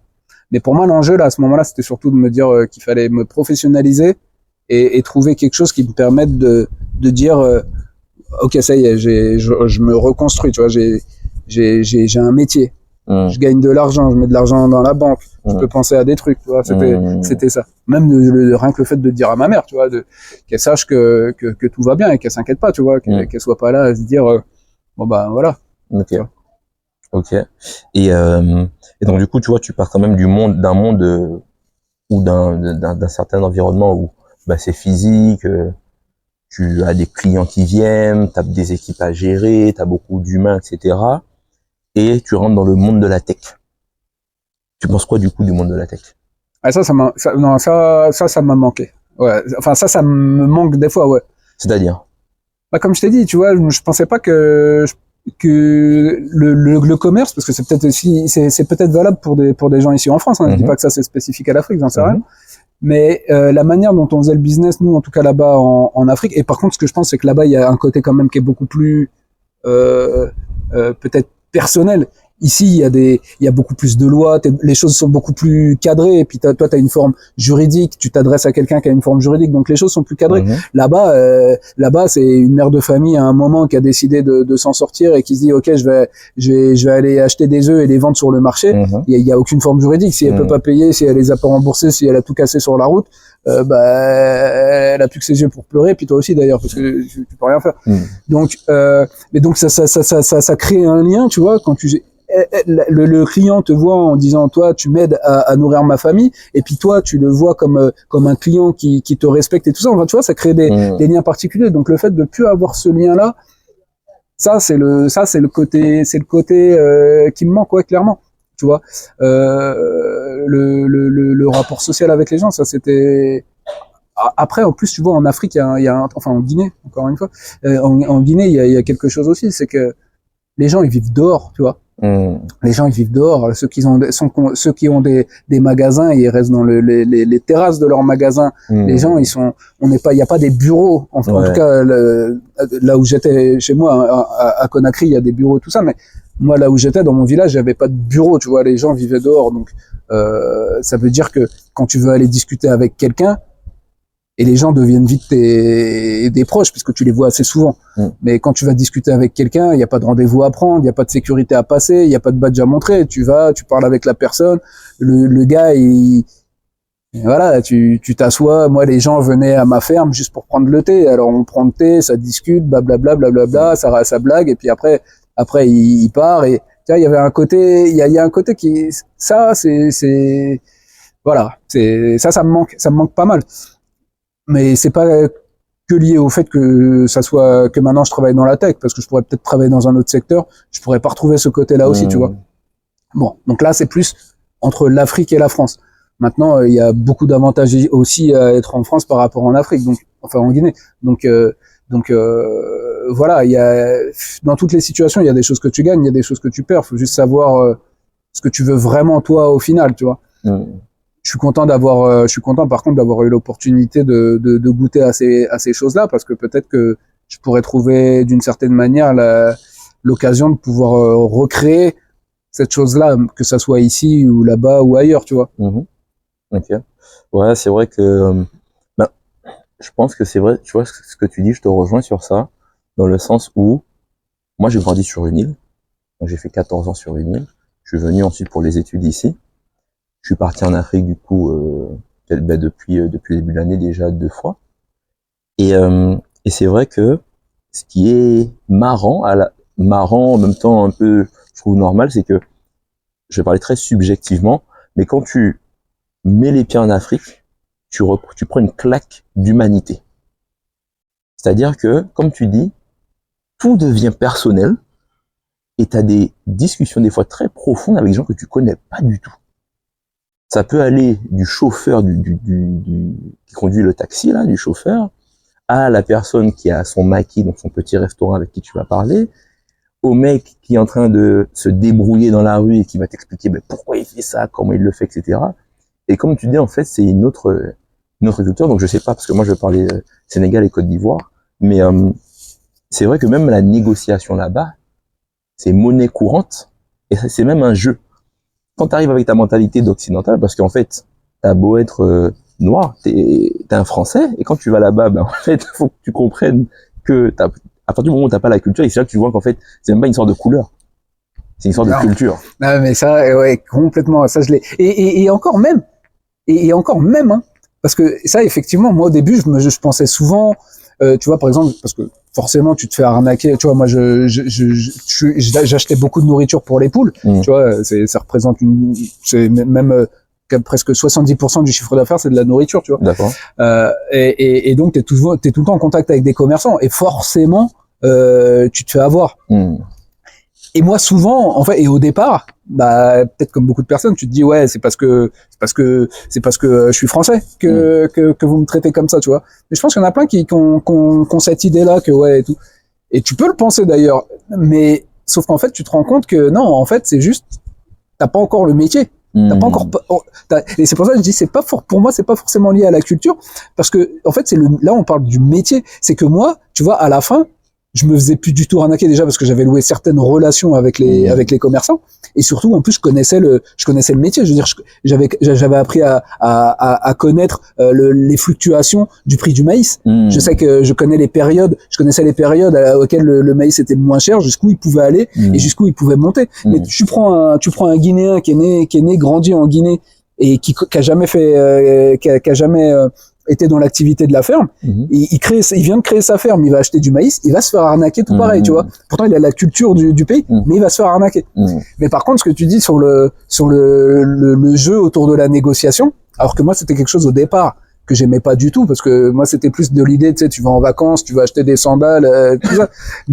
Mais en fait, la négociation, c'est vrai qu'en fait, c'était vraiment, ça peut vraiment devenir un jeu, et tu t'aperçois qu'en fait, là où tu t'aperçois qu'il y a beaucoup de choses, et d'ailleurs sur beaucoup de sujets, tu vois, des trucs, tu te dis, attends, sois plus flex, tu vois, et en fait c'est comme ça que tu prends plusieurs leçons en fait à ce niveau-là, tu vois. Ouais, dans beaucoup de domaines différents, tu vois. C'est pour ça quand on parle de la résilience en Afrique, ça c'est vraiment la grosse leçon que j'ai appris sur le tard. Ok. Ouais, que j'ai apprise. Et t'estimes que tu t'es découvert là-bas? T'as découvert qui tu étais? Non, je peux pas dire ça. Je peux pas dire ça parce que déjà je suis quelqu'un qui est beaucoup tourné, tu vois, dans une espèce d'introspection permanente, tu vois. Pour moi, t'es là pour continuer à évoluer. Donc je suis dans un cheminement. Je dis pas que c'est ce que je fais, mais en tout cas c'est ce que j'essaye de faire, c'est de continuer à évoluer. Donc en étant là-bas, j'ai forcément continué à évoluer. Il y a peut-être plus une idée d'accélération, d'évolution dans certains secteurs. Ici, je pourrais par exemple évoluer beaucoup plus vite. Par exemple dans le domaine technologique, c'est ce que j'ai fait. Là-bas, effectivement, il y a des choses qui m'ont fait évoluer parce qu'en fait, en Afrique, en Guinée, encore une fois, t'es confronté à des situations qui peuvent être extrêmes. Je te parle pas de d'extrémité grave forcément, hein, mais des situations qui sont extrêmes et qui te demandent de réagir. Une situation par exemple que je dis extrême, par exemple ce qui m'est arrivé dans le taxi, tu vois, avec le truc. Donc extrême mais pas grave, hein, forcément. Mais par exemple t'es là le matin, tu dois aller livrer des œufs parce que ta cliente elle t'a appelé, elle dit elle a un client qui est là et qu'elle a juste pour cette heure-là et qu'elle a absolument besoin de 100 casiers d'œufs pour tout de suite là, et qu'elle t'appelle, qu'elle est vraiment au bord tu vois, qu'elle est vraiment en panique, et que toi sur la route tu perds une roue. Mais toi t'es au milieu de la cambrousse, tu connais rien en mécanique, rien en voiture et tout ça.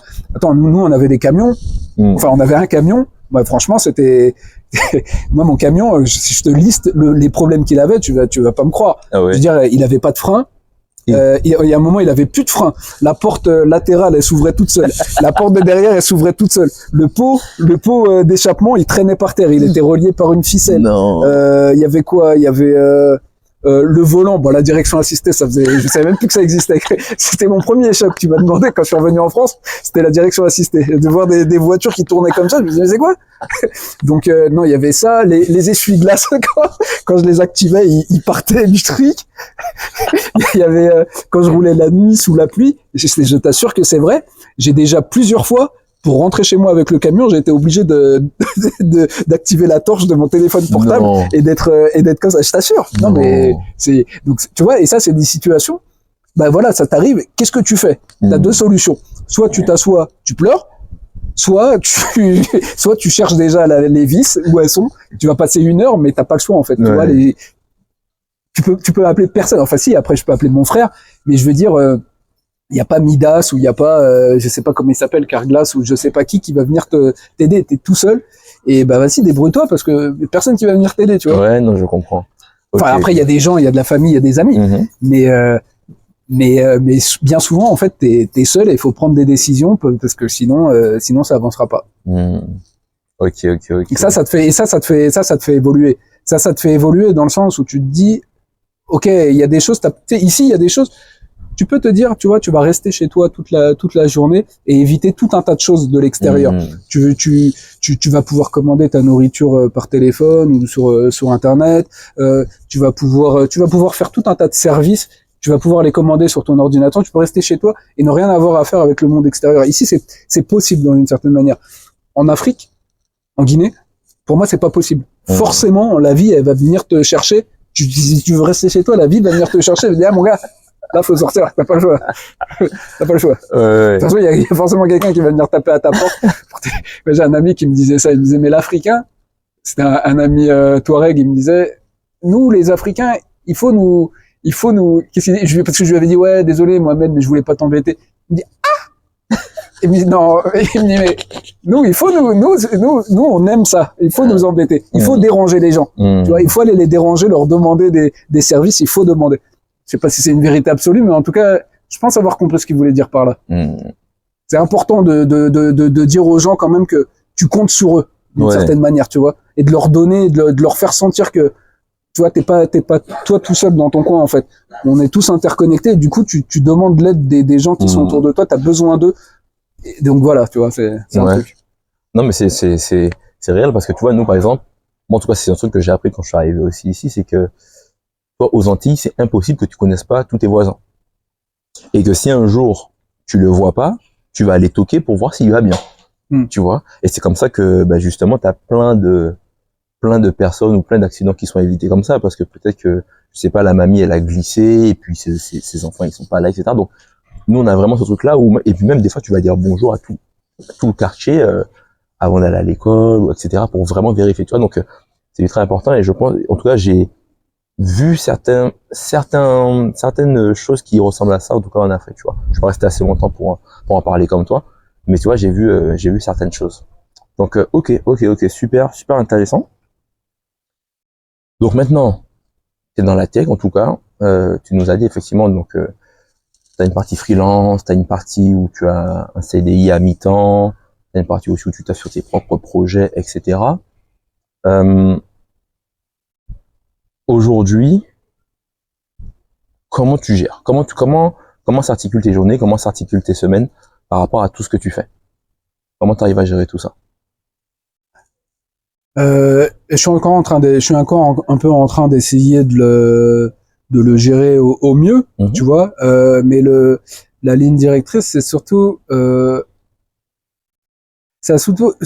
le début de l'année 2023 là, tu vois, que j'ai compris que en fait ça servait à rien entre guillemets de mettre ma vie de côté, tu vois.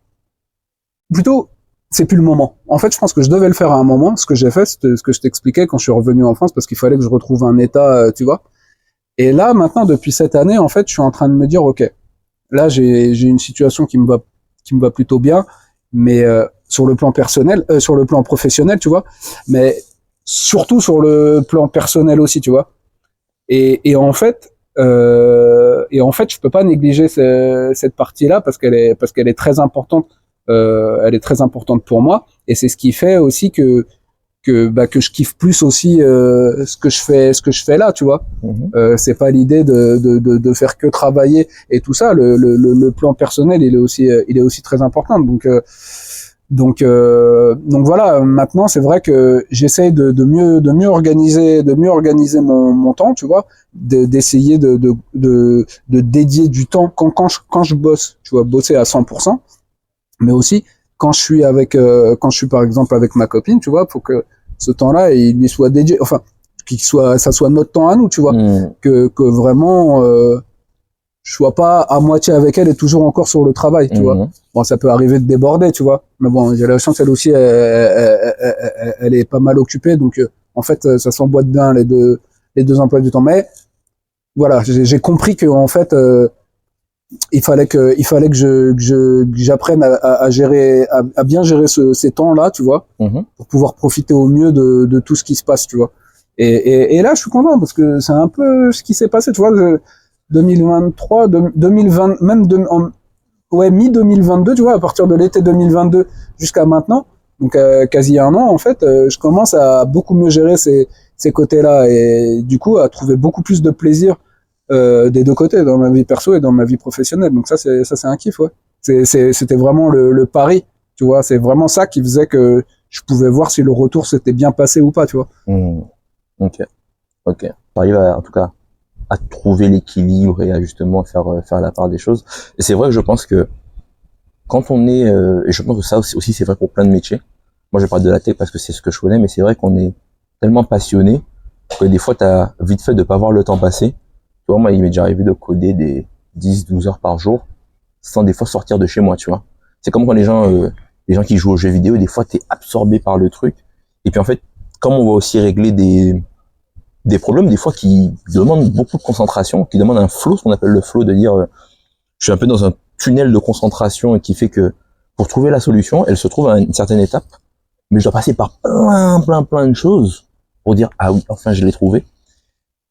Des fois c'est difficile effectivement de lâcher ou de dire ben voilà, je ferme le PC, je passe à autre chose, etc. Donc c'est vrai que c'est super important. Et donc du coup, ma question ici, c'est qu'effectivement, donc, au niveau professionnel, ça va. Au niveau personnel aussi, tu me dis que ça va. Comment tu vois les prochains mois, les prochaines années de Facosa dans la tech? Parce que aujourd'hui, on va dire, tu as les compétences techniques pour créer l'application que tu voudrais, en tout cas, ou que tu veux, ou peu importe. Donc, aujourd'hui, toi, c'est quoi ton ambition aujourd'hui, maintenant que tu as ces compétences-là? C'est quoi ton ambition? Je te dirais, sans forcément, on peut pas prédire le futur, hein, mais à 1 an, à 2 ans, à 3 ans, comment tu te vois évoluer? Est-ce que tu y as déjà réfléchi déjà? Forcément on y réfléchit, on y réfléchit toujours, particulièrement quand t'es freelance, parce que tu sais que rien n'est stable, tu vois, tu sais que t'es pas sur un terrain, t'es sur des sables mouvants justement, enfin, mouvants dans le sens que ça se déplace, tu vois, tu peux pas te dire non, ok, j'y vais comme ça. Tu penses que le CDI est stable? Bon, moi je suis quand même d'une génération où on se dit ça, tu vois. En tout cas, mon banquier c'est ce qu'il dirait, tu vois. Ouais. Le banquier il le dirait, tu vois. La crise a giflé déjà. Hein. Ouais, non, ça on est d'accord. Non, mais on est d'accord. Après, c'est vrai que, en tout cas, pour moi, c'est quand même plus stable. Ce qui est vraiment stable, si tu veux, pour moi, c'est le savoir. Ah, là on est d'accord. Là, ça, c'est sûr que ça, on viendra pas te chercher là-dessus. Exact. Si tu progresses dans ton savoir, ça, c'est la meilleure chose sur laquelle tu peux te reposer. Ouais, voilà. Donc moi, mon idée, c'est de continuer à évoluer. Il y a encore plein de domaines que je dois apprendre à maîtriser parce que tu vois, moi, je suis encore mine de rien, je suis encore, même si on me voit expérimenter dans Bubble, je suis quand même toujours j'estime quand même toujours être un junior dans le domaine du digital. Tu vois, je sais qu'il y a beaucoup de choses que j'ai encore à voir. J'aimerais même à terme apprendre à coder, tu vois. Donc voilà, et je pourrais continuer à évoluer dans le domaine du digital. Après, c'est vrai que je peux aussi partir sur l'idée d'avoir mes propres projets, genre ma propre application, tu vois, comme vous avez déjà commencé à le faire. Sauf que là, ça demande aussi d'autres compétences. Toi, t'es bien placé pour le savoir. T'as pu montrer tout ce qu'il fallait sur LinkedIn, par exemple, avec tes posts pour pouvoir créer, que j'ai trouvé magnifique. non, mais blague à part, c'est vrai que non, mais c'est vrai que même quand tu vois, quand on voit tes posts, on s'aperçoit du travail qui est derrière. Et donc, on s'aperçoit qu'en fait, il suffit pas de se dire, tiens, je vais créer une application et ça va marcher.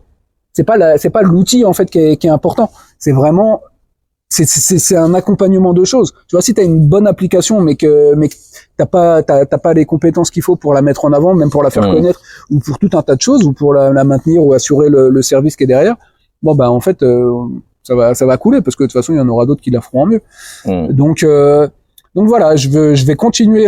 Moi, l'idée, c'est de continuer dans cette optique-là d'apprentissage. Pour l'instant, je suis dans ma niche, c'est-à-dire Bubble, et petit à petit, en fait, je me sers de Bubble pour étendre mes compétences dans d'autres domaines dans le digital.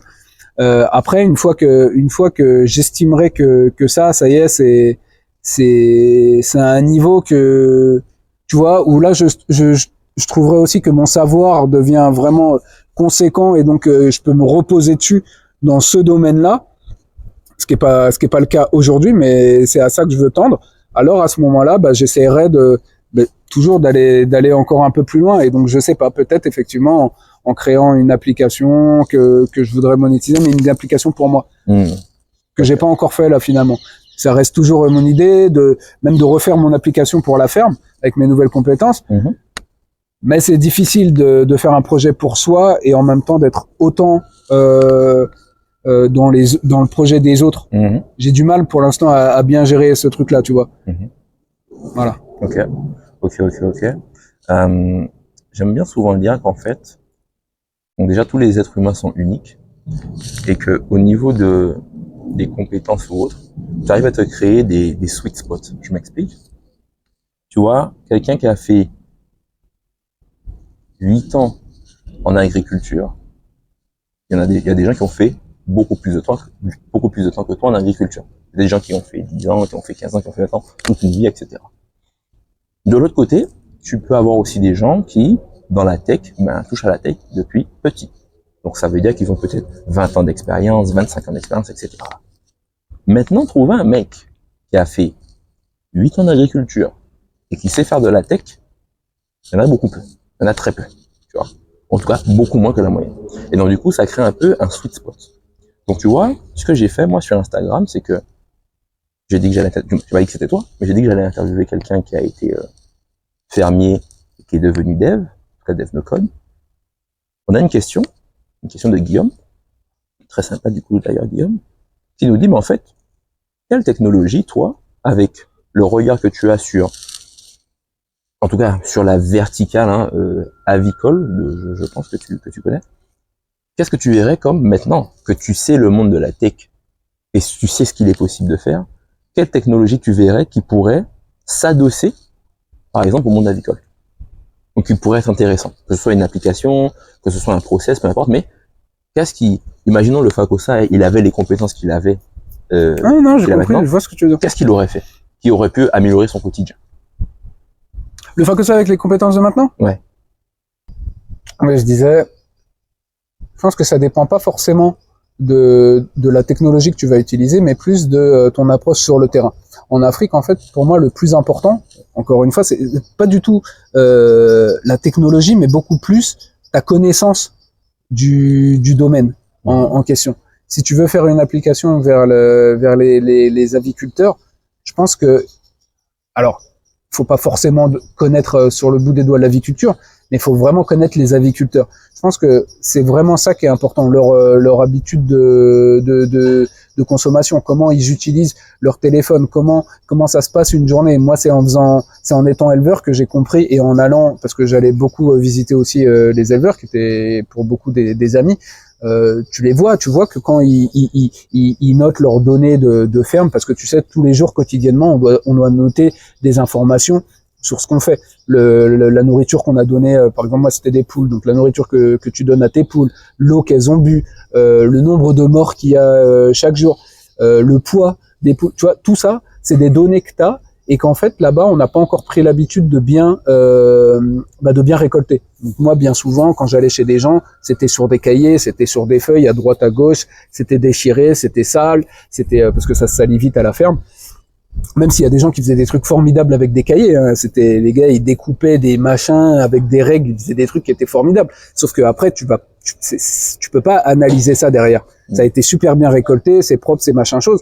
Par contre, tu vas pas te taper des feuilles dans un cahier pour aller les noter avec une calculatrice. Tu vas passer des nuits à faire ça, tu vois, et c'est plus le temps de le faire. Surtout que pour beaucoup, en tout cas en Guinée, les éleveurs c'est pas des gens qui ont passé leur temps à l'école, tu vois. Donc ils ont même pas forcément cette habitude ou cette appétence même à essayer d'analyser les données. Eux ils se disent c'est des gens de terrain, tu vois. Eux c'est ce qu'ils connaissent et peut-être qu'ils le connaissent très bien, même de génération en génération ils ont appris à élever. Mais maintenant si tu leur dis que tu veux améliorer grâce à des calculs, pour beaucoup ça va leur paraître abstrait. Ils vont se dire mais non mais dégage, tu vois, avec tes calculs, avec les ci et ça. Ici, c'est le travail du terrain. Donc, pour arriver avec un discours, tu vois, et avec des solutions qui peuvent leur parler, je pense qu'il faut déjà savoir à qui tu parles, tu vois, et du coup connaître un peu aussi l'écosystème, savoir ce que c'est qu'un groupement, une association, une fédération, savoir comment un peu tout ça s'articule. Et parce que je pense que en Afrique et même en Guinée, beaucoup plus qu'ailleurs. Après, il y a aussi les petits jeux de pouvoir, ça intervient à tous les niveaux. Donc, il faut faire les choses proprement, passer par les bonnes personnes au bon moment pour pas te faire boycotter et que finalement, pour un oui, pour un non, on te mette dans une impasse, quoi. Ok, super. Ok, donc ouais, tu dirais en fait, avant de peut-être penser à rajouter de la technologie ou autre, va vraiment comprendre les gens, leurs besoins, ce qu'ils sont prêts à utiliser ou pas. Et comme tu dis, peut-être que pour toi, ça te paraît logique. Tu dis, bah oui, ça c'est sûr que ça va être trop bien pour eux, ça va faire gagner du temps, etc. Mais peut-être qu'en fait, non. C'est peut-être pas la façon de faire, la méthodologie. Puis il y a beaucoup peut-être de résistance au changement. Le mec qui fait ça depuis des années, c'est ça qu'on lui a appris. Donc, ça n'a pas forcément changé, même si ta solution elle peut être intéressante sur le papier, en tout cas. Bah, après, c'est surtout que même si ta solution d'ailleurs elle est révolutionnaire, là-bas il va y avoir le problème de la faire connaître. Et si tu bases tout sur la technologie mais que tu connais pas vraiment les gens sur place, ou que t'as pas un moyen de pouvoir communiquer avec les gens justement via les associations, les groupements, les machins, tu fais comment? Parce que là-bas, déjà ici c'est pas facile quand t'es confronté à un marché nouveau, tu vois. Là-bas tu fais comment? Parce que en plus il y a pas les moyens de communication, tout ça. Donc faut vraiment être malin et trouver le bon canal avec la bonne connaissance du terrain pour réussir à faire connaître et faire adopter ta solution, tu vois. Donc effectivement, je pense que la technologie ça vient à la fin. C'est à la fin que tu prends la décision de te dire ok, voilà vers quoi je vais m'orienter. Ça vient à la fin d'un long processus de réflexion, d'études et de connaissance du terrain. Ok. Tu penses qu'en Afrique on peut réussir sans avoir de réseau? Réseau, je parle de personnes qu'on connaît. Ouais, parce que je l'ai vu de mes yeux. T'as des gars vraiment, enfin c'est dingue, hein, mais t'as des gens, avec rien, ils ont fait des trucs et puis tu te dis, parce qu'en fait en Afrique, tu vois, le truc c'est que les gens, il y a beaucoup de gens qui sont besogneux. En fait, le truc aussi, c'est que en Guinée, on s'attend pas forcément à ce qu'il y ait des choses qui nous viennent de quelqu'un d'autre. En fait, on ne compte pas, par exemple, sur l'État. Tu vois, il y a beaucoup de méfiance vis-à-vis de l'État, vis-à-vis de tout ce qui représente les institutions là-bas. Donc en fait, dès le départ, en fait, on part du principe qu'on doit s'en sortir par nous-mêmes. Donc c'est pour ça que même un travailleur qui va pas gagner des 1000 et des 100, dès qu'il a un peu d'argent, s'il est un peu malin, mais c'est le cas de beaucoup, directement, par exemple, il commence à installer des pierres, il commence à acheter un terrain dans un premier temps. Après, il va commencer à installer des pierres dans ce terrain pour dire, ce terrain, il est occupé, il est pas vacant. Sinon, il se le fait voler rapidement. Donc, il va commencer à, ça c'est le truc. Donc là, il va commencer à mettre des pierres. C'est pour ça qu'il y a beaucoup de gens, quand ils vont en Afrique, ils comprennent pas trop. Ils disent, pourquoi il y a plein de maisons qui sont pas finies? Mais en fait, c'est pas qu'elles sont pas finies, c'est pas qu'elles ont été abandonnées ou quoi, c'est qu'en fait, elles sont en construction. Mais des fois, elles sont en construction pendant 10 ans. Mais les gars, ils s'en foutent. Ils se disent, moi, ça, c'est ma retraite. Je vais faire petit à petit. Et voilà. Donc, et ce cheminement de pensée-là, il est valable dans beaucoup de secteurs. Et donc, même le gars qui veut faire sa petite activité, il va commencer à faire un élevage de poules avec 3-4 poules. Et finalement, toi, quand tu le vois 10 ans après, bah, il a beaucoup de fermes. Mais à la base, il est parti de rien et il avait aucun réseau, justement, tu vois. Donc, ouais, carrément, ouais, c'est possible. Ok. Peut-être même plus là-bas qu'ailleurs, d'ailleurs. Ok. Je sais pas. Ok. Bon, il y a Grand Bol qui nous demandait c'était quoi ton mode de vie maintenant, mais t'en as déjà parlé. Et comment s'est faite ta transition, mais ça aussi t'en as parlé quand même assez longuement. Est-ce que tu as un conseil? On a une question de C. Est-ce que tu as un conseil pour les gens qui veulent se lancer dans la tech et qui n'y connaissent rien?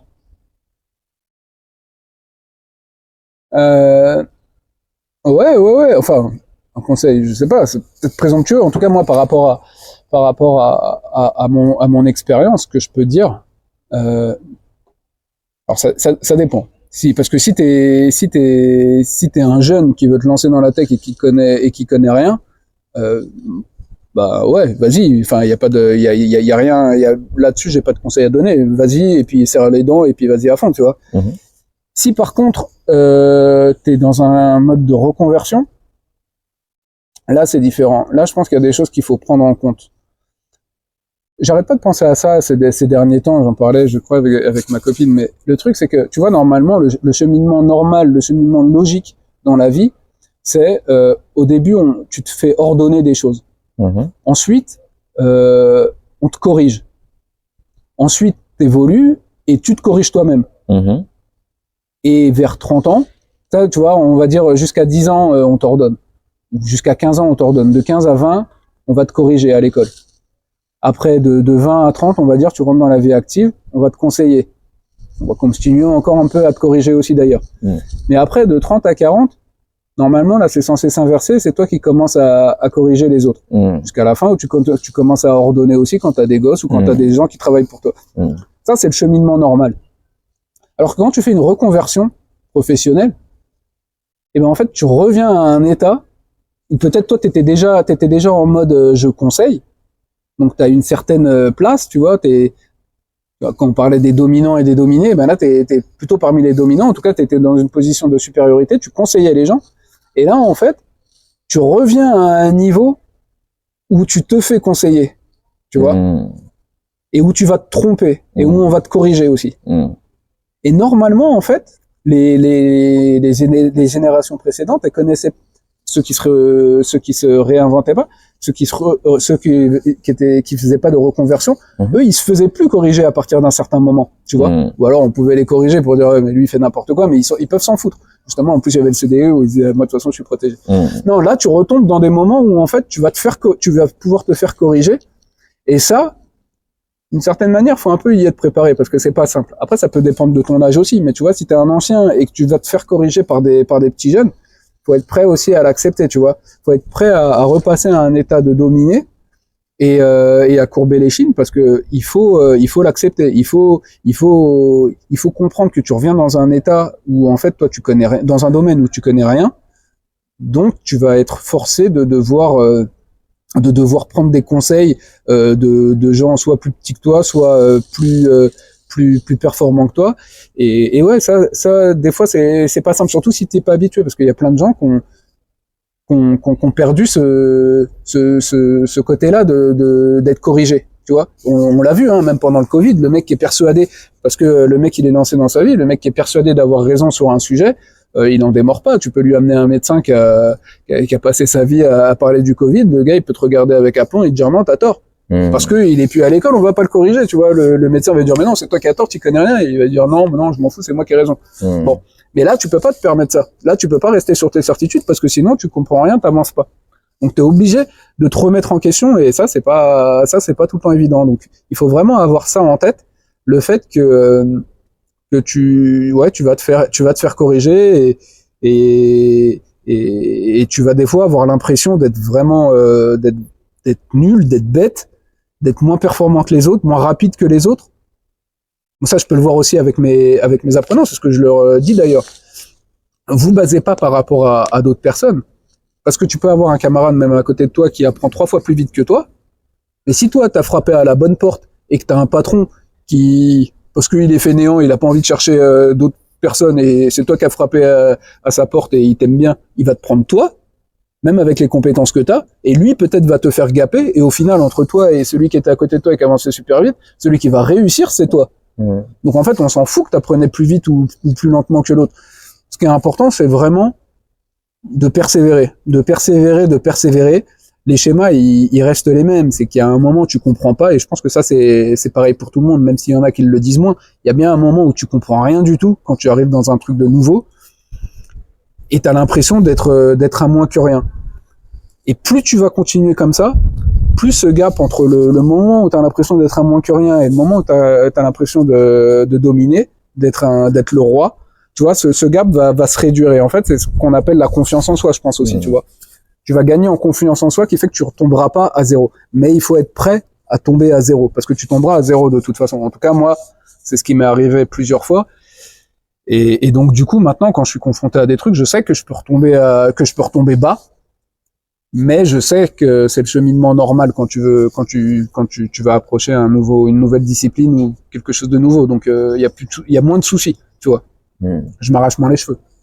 Ou ça génère moins d'anxiété ou de stress ou de frustration chez moi. Je me dis juste, ok, bon, bah, relis-le 4 fois, 5 fois, 6 fois, 10 fois le paragraphe que t'as pas compris. Il y a bien un moment où tu dis, ah, mais oui, d'accord, ok, j'ai compris.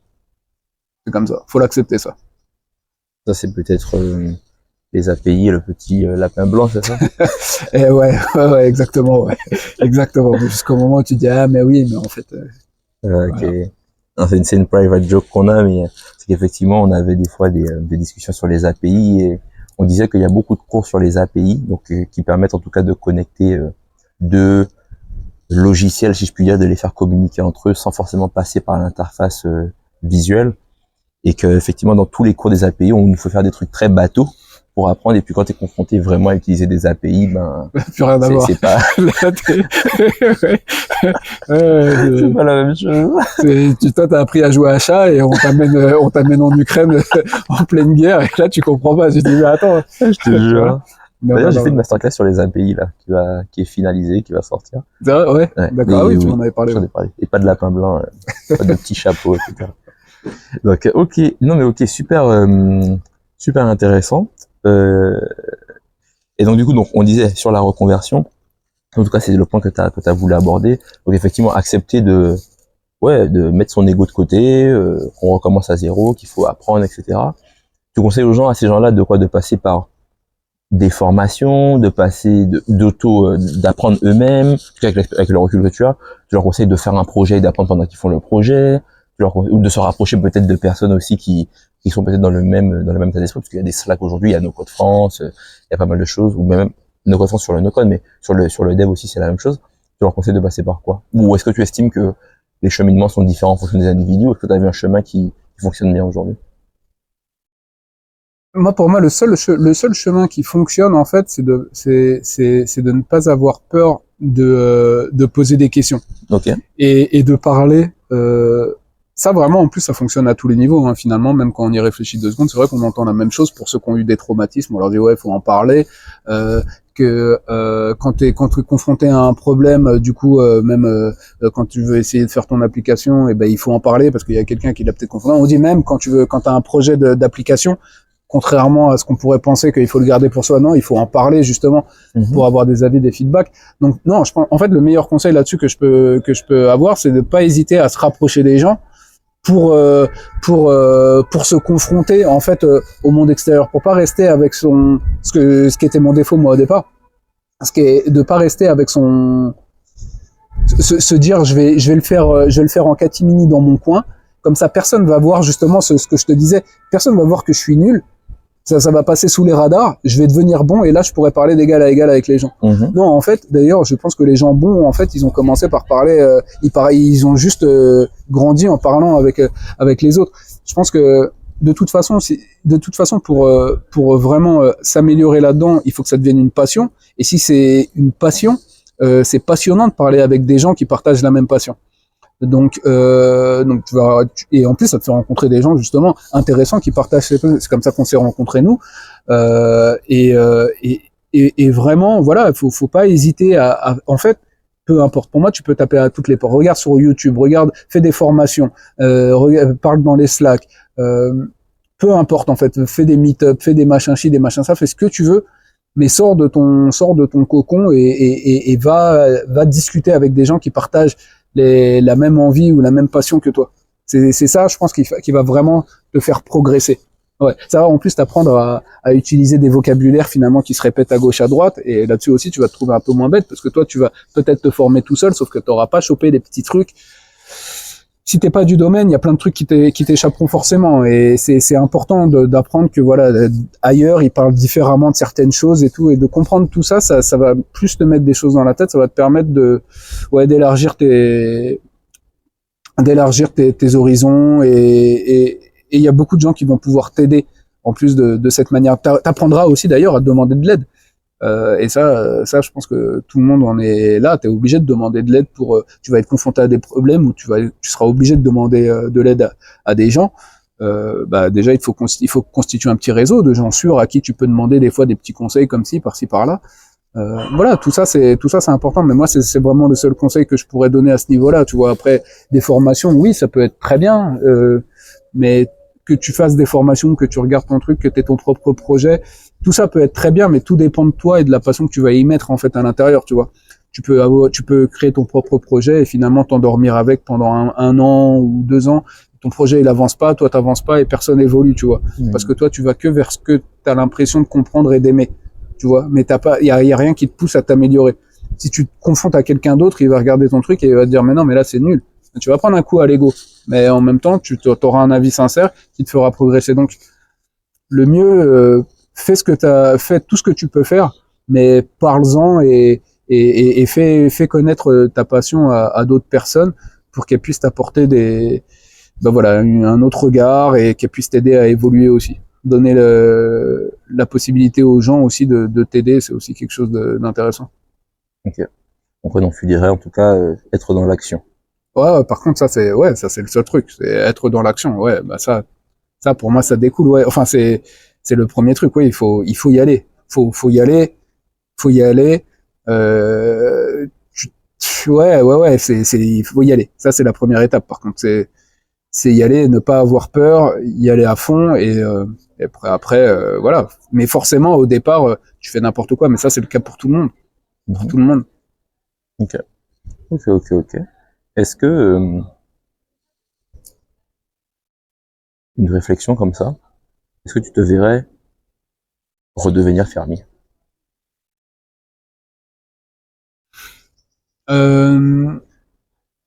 Alors non, pour plusieurs. Non, déjà parce que redevenir fermier en Afrique, j'imagine que tu dis ça. Ouais, en Afrique. Redevenir fermier en Afrique, ça impliquerait de demander à ma copine de me suivre encore là-bas, et j'ai pu voir à quel point ça pouvait être compliqué.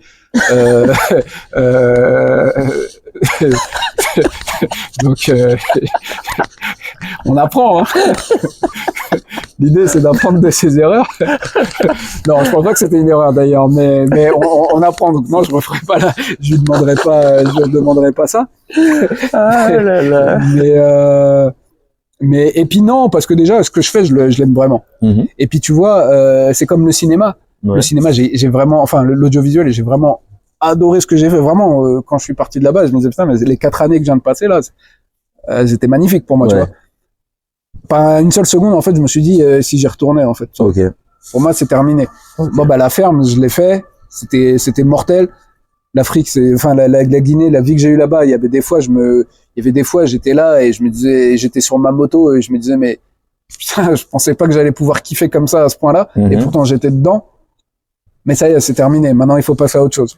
Peut-être que dans 3 ans, j'avais un élève qui me disait hier, peut-être que dans 3 ans, je serai astronaute. Et peut-être.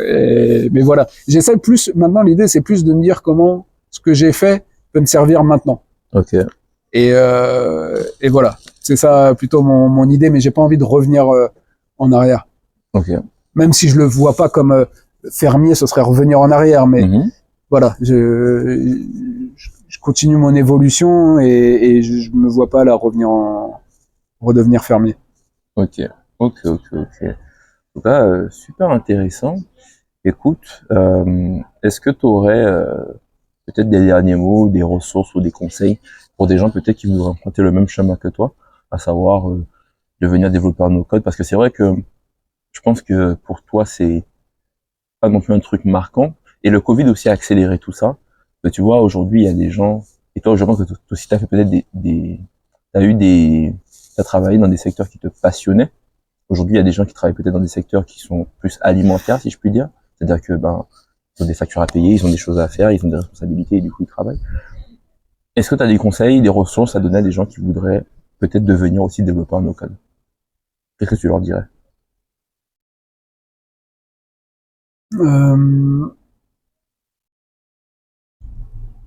À part de contacter Jérémy François? Non, à part ça. À part ça? Moi, tu connais. Moi, je suis intransigeant. C'est vrai. C'est problématique. Non, bon, maintenant, ça rejoint un peu ce que je t'ai dit avant. Vraiment, le truc, c'est d'y aller et de pas avoir, la chance, en fait, qu'il y a maintenant avec ces outils, et particulièrement les outils no code, le reste, je connais pas, mais il y a tout le temps des plans gratuits. En fait, on peut y aller, on peut tester, on peut s'amuser, en fait, et on perd rien. Tu vois? Donc, c'est ça invite à l'action. Faut y aller, faut tester. Faut persévérer, mais en fait, il y a rien qui nous dit non, ça c'est pas pour toi, tu peux pas y aller. Il y a plus ça maintenant. Tu vois, on a Internet, maintenant en plus on a ChatGPT, donc encore pire. Il y a rien t'as pas d'excuses. Alors à part, bien sûr, après il y en a qui ont des contraintes qui sont voilà, tu vois, t'as des enfants, t'as pas le temps enfin je sais pas, t'es tout seul pour t'occuper des enfants et entre le moment où tu finis ton travail et tout ça, bon, enfin, chacun a des situations qui peuvent être compliquées, donc, voilà. Mais en tout cas, je pense qu'on est dans une époque où on a levé un peu les frontières au départ. Tu vois, on demande plus autant de choses qu'avant, on demande plus de se déplacer, on demande plus de s'inscrire dans une école, on demande plus d'avoir certaines compétences, un certain background, un certain diplôme. On demande plus tout ça. Donc si tu peux en profiter, profites-en. Ceux qui peuvent en profiter, qu'ils en profitent. Ok, super. Bah écoute, en tout cas, super échange, super enrichissant. Merci pour le temps que tu as pris pour qu'on puisse échanger et partager aussi ton aventure. Je suis bien content qu'on ait eu cet échange parce que depuis le temps déjà tu veux pas publier sur LinkedIn. Déjà, donc ça c'est un autre sujet, on fera un autre podcast sur ça. Ah, tu vois, t'as vu le destin? Ouais. Ça veut dire que on faut pas parler de LinkedIn. Non, ça veut dire que le très haut là, il est d'accord avec moi. Il dit tu vois, regarde encore un bruit. Donc déjà ça, mais en tout cas cool, très très content qu'on ait eu cet échange et puis ouais, moi je trouve que c'est un beau parcours. Ça montre beaucoup de ténacité, de résilience et puis aussi d'aller chercher ce qu'on veut en fait, parce que on est dans une génération très micro-ondes où en fait on a l'habitude que ça aille très vite. Tu vois, les vidéos sont de plus en plus courtes, on a de moins en moins d'attention et en fait les bonnes choses prennent du temps. Tu vois, quand on regarde bien, les bonnes choses prennent du temps et du coup en fait il faut c'est un marathon. Tu vois, ok, faut aller vite, ok, faut se poser, etc. Mais en fait, quand tu regardes bien, les bonnes choses prennent du temps. Les bases elles prennent du temps à être établies, ouais. Et pourtant, c'est sur ça qu'on va se reposer pour aller beaucoup plus loin. Donc, ouais, je suis d'accord, ouais. Ça, c'est clair. Ouais. C'est ça. Et puis, des fois, en fait, comme tu dis, hein, t'as l'impression de pas avancer, mais en fait, comme disait Julien, reste en mouvement. Reste en mouvement parce que c'est de la discipline, ça va rentrer, ça va venir, et puis après, c'est un peu comme le bambou, c'est à un moment, tu vas voir que tout va se mettre en action. Ça, c'est un très bon conseil de rester en mouvement, effectivement. Effectivement, ça, ça, c'était un gros leitmotiv, hein, quand je suis revenu en France. C'était de rester en mouvement, surtout t'arrêtes pas. Ouais, c'est pour ça que je tapais dans toutes les directions. Vraiment, tu t'arrêtes pas. Tape, ça marche pas, c'est pas grave. Tape partout. Mais, tu vois, je pensais juste à une anecdote une petite histoire qui était dans dans Arrête-moi si tu peux, je crois. Tu sais, ces deux souris qui tombent dans un bol dans un seau de lait, et en fait, il y en a une qui sait pas nager, donc elle se noie, et l'autre qui se débat tellement, qui est tellement en mouvement, qui est tellement en mouvement que finalement elle le transforme en beurre, et elle arrive justement à sortir. Même si tu fais n'importe quoi, c'est pas grave. Reste en mouvement, ouais, c'est clair. Ok, bah écoute, Fac, merci beaucoup pour l'échange. Bah, c'est moi qui te remercie, Jérémy. Ouais, où est-ce que les gens te retrouvent s'ils ont besoin d'applications web, s'ils ont besoin peut-être de formation sur le no-code, ils ont besoin peut-être d'échanger avec toi, si peut-être tu peux donner aussi des conseils sur la reconversion, où est-ce qu'ils te contactent? Bah, sur LinkedIn. Ça, je refuse à voir. Ok, donc sur LinkedIn. Sinon, je donne des cours. Pour l'instant, je donne des cours donc dans l'école de no-code Allegria. Et donc, non, mais LinkedIn, au final, il y a quand même un contact qui fait que si on m'envoie un message, je peux répondre. Mais c'est vrai que je participe pas beaucoup à la vie LinkedIn. Donc voilà. Après, sur le Slack aussi, No Code France, je suis présent là-dessus. Et donc voilà. Ok. Ouais. Ok. Ben écoute, on mettra les liens en description Yes. de ton profil et de ton contact. Mais en tout cas, ouais, merci. Très très bel échange. Je pense que ça va beaucoup plaire à ceux qui nous écoutent. Et puis en tout cas, on se dit à la prochaine pour voir comment tout ça évolue dans quelques temps, quoi. Vas-y, ça marche. Bah écoute, merci à toi, merci pour l'interview et gros big up pour ton podcast. Merci beaucoup, Fakosa. Ciao, ciao. Ciao. J'espère que vous avez apprécié cet épisode et que vous en êtes sortis grandis. Si c'est le cas, n'hésitez pas à nous laisser un avis positif sur la plateforme d'écoute que vous utilisez. Cela nous aide beaucoup. Les liens évoqués durant cet échange sont en description de l'épisode. Ce fut un plaisir pour moi de vous accompagner durant ce moment. Je vous dis à très vite et souvenez-vous qu'il suffit d'1% d'upgrade pour évoluer.